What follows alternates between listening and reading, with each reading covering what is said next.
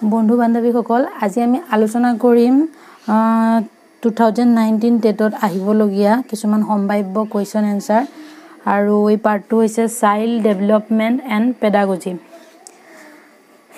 এতিয়া আমি আলোচনা কৰিম চাইল্ড ডেভেলপমেন্ট আৰু পেডাগজিৰ ওপৰত কেইটামান কোৱেশ্চন এনসাৰ। এই কিতাপ আহিবলগীয়া 99% সম্ভাৱনীয়তা আছে। সো আজিৰ কোৱেশ্চন এনসাৰখিনি আৰম্ভ কৰিবলৈ লৈছো।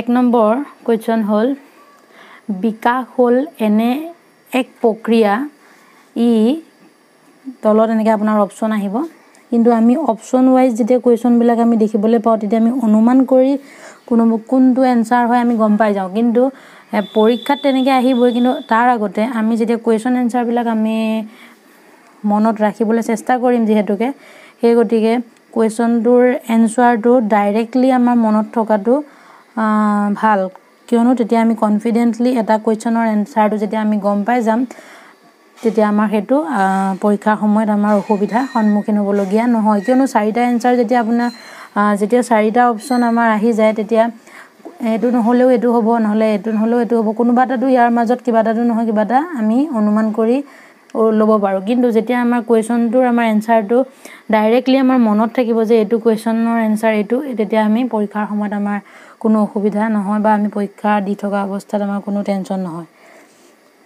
সো আজি 1 নম্বৰ কোৱেশ্চনটো হল বিকাশ হল এনে এক প্ৰক্ৰিয়া ই হৈছে জীৱন ব্যাপী চলে। এতিয়া এইটো কোৱেশ্চন আমাৰ মনত ৰৈ গ'ল যে বিকাশ হৈছে এনে এক প্ৰক্ৰিয়া যি প্ৰক্ৰিয়া জীৱন ব্যাপী চলে। সেকেন্ড কোৱেশ্চনটোলৈ আহো, বিকাশৰ মূল উপাদান কেইটা? বিকাশৰ মূল উপাদান হল 4টা। বিকাশৰ মূল উপাদান হল 4টা। এতিয়া আমাৰ দুটা কথা মনত থাকিলে, বিকাশ হল এক প্ৰক্ৰিয়া যি জীৱন ব্যাপী চলে আৰু বিকাশৰ মূল উপাদান হল 4টা। নেক্সট কুৱেশ্চন নাম্বাৰ 3, বিকাশ বুলি ক'লে এনে এক পৈণত অৱস্থা আৰু অভিজ্ঞতাক বুজায় যি বিভিন্ন পৰিৱৰ্তনৰ মাজেৰে ধাৰাবাহিকভাৱে ঘটে। এই উক্তিটো কোনে আগবঢ়াইছিল? উক্তিটো আগবঢ়াইছিল E.B. হাৰ্ভলক। নেক্সট কুৱেশ্চন, এই কুৱেশ্চনখিনি প্ৰায়ে পৰীক্ষাত আগৰ কুৱেশ্চন পেপাৰবিলাকতো 2012ত হৈ যোৱা কুৱেশ্চন পেপাৰতো ইয়াৰ কুৱেশ্চন বহুতকেইটা আহিছে।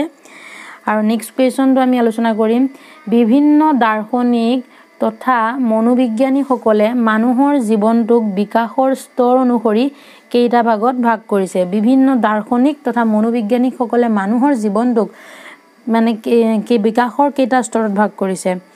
এইটো হল উত্তৰটো হল 4টা স্তৰ।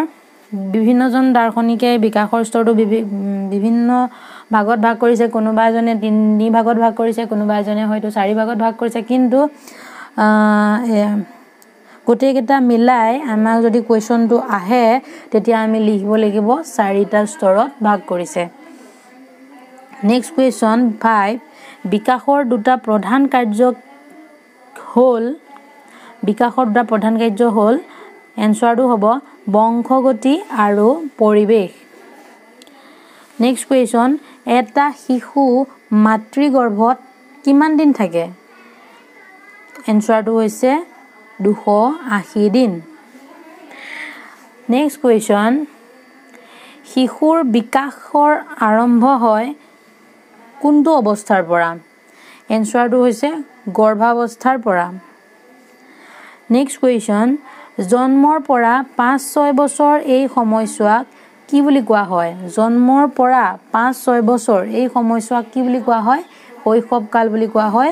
সকলোৱে জানে, ভেৰি ইম্পৰ্টেণ্ট কুৱেশ্চন, কিন্তু কেতিয়াবা আমাৰ এইটো সৰু কুৱেশ্চন বিলাকে আমাৰ বহুত খেলিমেলি হৈ যায়। তাৰপিছত 7 বছৰৰ পৰা 12 বছৰ এই সময়ছোৱাক কি বুলি কোৱা হয়? বাল্যকাল। সকলোৱে জানেই। আৰু নেক্সট কুৱেশ্চন, এটা ভেৰি ইম্পৰ্টেণ্ট কুৱেশ্চন, পৰনিৰ্ভৰশীলতা এটা বৈশিষ্ট্য। কোনটো কালৰ বৈশিষ্ট্য? কেতিয়া আমি আনৰ ওপৰত বেছিকৈ নিৰ্ভৰ কৰোঁ? শৈশৱকালৰ। এনসাৰটো হৈছে শৈশৱকালৰ। নেক্সট কুৱেশ্চন, তলৰ কোনটো বিকাশৰ উপাদান নহয়? তলৰ কোনটো বিকাশৰ উপাদান নহয়? এইটো MCQ হয়। MCQৰ অপচন কেইটা দিয়া নাই। বিকাশৰ উপাদান নহয়, এইটোৰ এনসাৰ হ'ব ওজন। নেক্সট কুৱেশ্যন শৈশৱকালৰ শিশুৰ যৌন চেতনা হ'ল আত্মকামমূলক এনচাৰটো হৈছে আত্মকামমূলক তাৰপিছত নেক্সট কুৱেশ্যন সমকামিতা এটা প্ৰধান বৈশিষ্ট্য কোনটো কালৰ বৈশিষ্ট্য বাল্যকালৰ বৈশিষ্ট্য নেক্সট কুৱেশ্যন এটা সাধাৰণ শিশুৱে অৰ্থপূৰ্ণ শব্দ ক'বলৈ শিকে আফটাৰ 1 year later এনচাৰটো হৈছে আফটাৰ 1 year later এক বছৰৰ পিছত অনুকৰণ প্ৰিয়তা এটা বৈশিষ্ট্য কোনটো কালৰ শৈশৱকালৰ বিদ্যালয় শিক্ষাৰ স্তৰ বুলি কোৱা হয় বিদ্যালয় শিক্ষাৰ স্তৰ বুলি কোনটো কালক কোৱা হয় বাল্যকালক এতিয়া নেক্সট কুৱেশ্যন কিণ্ডাৰগাৰ্টেন স্কুলৰ প্ৰৱৰ্তক কোন কিণ্ডাৰগাৰ্টেন স্কুলৰ প্ৰৱৰ্তক হ'ল এনচাৰ ফ্ৰবেল এইটো কুৱেশ্যন প্ৰায় পৰীক্ষাত অহা দেখা যায় শিশু শিক্ষাত ইন্দ্ৰিয় প্ৰশিক্ষণৰ পক্ষপাতী আছিল এনচাৰটো হ'ল Maria Montessori next question nursery স্কুলৰ প্ৰতিষ্ঠাপক কোন নাৰ্চাৰী স্কুলৰ প্ৰতিষ্ঠাপক হ'ল মাৰ্গাৰেট মেকমিলান এনচাৰটো হ'ল মাৰ্গাৰেট মেকমিলান নেক্সট কুৱেশ্যন আগ্ৰহ মনোযোগৰ সুপ্ত অৱস্থা আৰু মনোযোগ আগ্ৰহৰ সক্ৰিয় অৱস্থা উক্তিটো কাৰ এনচাৰটো হৈছে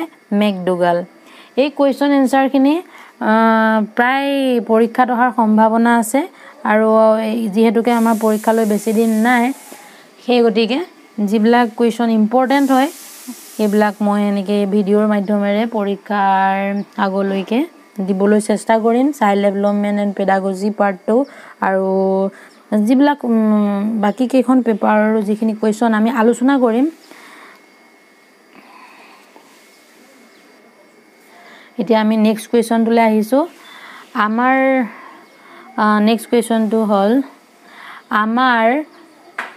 আমাৰ ভাৱ বৃত্তি অভ্যাস চৰিত্ৰ আদৰ্শ আৰু ৰুচি আদিৰ ফলত সৃষ্টি হোৱা আগ্ৰহক কি বুলি কোৱা হয় এনচাৰটো হৈছে আৰ্জিত আগ্ৰহ নেক্সট কুৱেশ্যন অভ্যাসক দ্বিতীয় স্বভাৱ বুলি অভিহিত কৰিছে কোনে অভিহিত কৰিছে অভ্যাসক দ্বিতীয় স্বভাৱ বুলি এনচাৰটো হ'ল জেমছে নেক্সট কুৱেশ্যন বুদ্ধি হৈছে জীৱনৰ নতুন নতুন সমস্যা আৰু অৱস্থাবোৰ অনুকূলন কৰি তুলিব সাধাৰণ মানসিক ক্ষমতা তুলিব পৰা বুদ্ধি হৈছে জীৱনৰ নতুন নতুন সমস্যা আৰু অৱস্থাবোৰ অনুকৰণ কৰি তুলিব পৰা সাধাৰণ মানসিক ক্ষমতা এই মতামতটো কোনজন দাৰ্শনিকে আগবঢ়াইছিল এনচাৰটো হৈছে ষ্টাৰ্ণৰ এইটো মতবাদ নেক্সট কুৱেশ্যন বুদ্ধিৰ প্ৰথম পৰীক্ষা নিৰ্ণয় কৰা হৈছিল কিমান চনত এনচাৰটো হ'ল 1905 চনত নেক্সট কুৱেশ্যন বুদ্ধি পৰিমাপনৰ প্ৰথম অভিক্ষৰ উদ্ভাৱক কোন আছিল বুদ্ধি পৰিমাপনৰ প্ৰথম অভিক্ষৰ উদ্ভাৱক আছিল এনচাৰটো হ'ব আলফ্ৰেড বিনে আৰু চাইমন নেক্সট কুৱেশ্যন মানুহ বুদ্ধিৰ অধিকাৰী হ'ল জৈৱিক বংশগতিৰ পৰা এনচাৰটো হ'ল জৈৱিক বংশগতিৰ পৰা নেক্সট কুৱেশ্যন এটা শিশুৰ শিক্ষণ ক্ষমতা নিৰ্ভৰ কৰে কিহৰ ওপৰত এটা শিশুৰ শিক্ষণ ক্ষমতা নিৰ্ভৰ কৰে বুদ্ধিৰ ওপৰত নেক্সট কুৱেশ্যন শিশুৰ সবল ব্যক্তিত্ব গঠনত সহায় কৰে কোনে শিশুৰ সবল ব্যক্তিত্ব গঠনত কোনে সহায় কৰে শিক্ষক নে মাক দেউতাক নে সমাজে এনেকৈ অপশ্যন দিব আমি এনচাৰটো আমি লিখিব লাগিব শিক্ষকে মানসিক স্বাস্থ্য বিজ্ঞানৰ জন্মদাতা কোন এনচাৰটো হৈছে মানসিক স্বাস্থ্য বিজ্ঞানৰ জন্মদাতা হ'ল ডব্লিউ বিয়াৰ এমিল গ্ৰন্থখনৰ ৰচক কোন এমিল গ্ৰন্থখনৰ ৰচক হ'ল ৰুছো নেক্সট কুৱেশ্যন বুনিয়াদী শিক্ষা আঁচনি কিমান চনত প্ৰৱৰ্তন কৰা হৈছিল 1937 নেক্সট কুৱেশ্যন অসম প্ৰাথমিক শিক্ষা আইন কোন চনত ধাৰ্য কৰা হৈছিল 1926 ল'ৰা ছোৱালীক ভ্ৰমণ কৰিবলৈ দিব লাগে কাৰণ এনচাৰটো হ'ল ইয়াৰ ফলত তেওঁলোকে বেছি শিকিব পাৰে নেক্সট কুৱেশ্যন শিশুৰ লিখাৰ ক্ষমতাৰ উন্নয়ন ঘটাবলৈ কি কৰা উচিত এনচাৰটো হ'ল শুনা আৰু পৰ্যবেক্ষণৰ জৰিয়তে লিখাৰ অনুশীলন কৰাব লাগে নেক্সট কুৱেশ্যন যিবোৰ ল'ৰা ছোৱালী লেতেৰা কাপোৰ কানি পিন্ধি আহে তেওঁলোকক কি কৰিব লাগে এনচাৰটো হ'ল পৰিষ্কাৰ পৰিচ্ছন্নতাৰ গুৰুত্বৰ বিষয়ে শিক্ষা দিব লাগে ভেৰি ভেৰি ইম্পৰ্টেণ্ট কুৱেশ্যন শিশুৱে শ্ৰেণীকোঠাত মনোযোগ দিবলৈ হ'লে শিক্ষকে কি কৰিব এনচাৰটো হ'ল শিক্ষণৰ সহায়ত আৰ্হি চাৰ্ট আৰু অন্য উপযোগী সামগ্ৰী ব্যৱহাৰ কৰিব লাগে নেক্সট কুৱেশ্যন যদি ল'ৰা ছোৱালী পৰস্পৰৰ প্ৰতি আকৰ্ষিত হয় তেতিয়া শিক্ষকে কি কৰিব এনচাৰটো হ'ল আজিকালি সামাজিক জীৱনৰ বিষয়ে ক'ব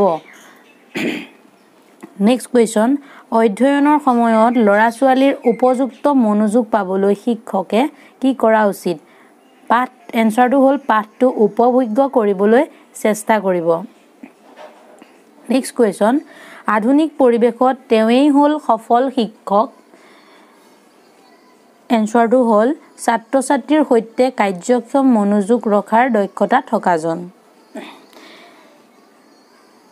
নেক্সট কুৱেশ্যন পাঠ এটা শিকোৱাৰ আগত শিক্ষকে কি কৰিব এনচাৰটো হ'ল পাঠটোৰ মূল বৈশিষ্ট্যবোৰ তেওঁ কৈ দিব আজি আমি বহুত কেইটা চাইল্ড ডেভেলপমেণ্ট এণ্ড পেডাগজি পাৰ্টৰ কুৱেশ্যন আলোচনা কৰিলোঁ নেক্সট ভিডিঅ'ত আৰু কুৱেশ্যন লৈ আনি থাকিম চ' ভিডিঅ'ৰ নটিফিকেশ্যন পাবৰ কাৰণে চেনেলটো সকলোৱে ছাবস্ক্ৰাইব কৰি ল'ব আৰু আমি ইংলিছ আছামিজ আৰু মেথছ এই গোটেইকেইটা পাৰ্টৰ সম্ভাৱনীয় কিছুমান কুৱেশ্যন আমি আলোচনা কৰিম চ' পৰীক্ষালৈ বেছি দিন নাই সেই গতিকে সকলোৱে এতিয়াৰ পৰা লাগি যোৱা পৰীক্ষাৰ কাৰণে আৰু কিবা কুৱেশ্যন থাকিলে কমেণ্ট বক্সত তোমালোকে ক'ব পাৰা আৰু আমি কুৱেশ্যনবিলাক আলোচনা কৰিবলৈ চেষ্টা কৰিম আৰু ভিডিঅ'টো কেনেকুৱা লাগিলে কমেণ্ট বক্সত জনাবা চ' আজিৰ কাৰণে ইমানখিনি আলোচনা কৰিলোঁ আমি ৰেগুলাৰ যদি 10টা বা 20টা কুৱেশ্যনো যদি আমাৰ মনত থাকে এতিয়াৰ পৰা আমাৰ পৰীক্ষা দিয়ালৈকে আমাৰ MCQ ভাণ্ডাৰটো বহুত ডাঙৰ হৈ যাব চ' সকলোৱে সেইটো ট্ৰাই কৰা উচিত চ' থেংক ইউ ছ' মাছ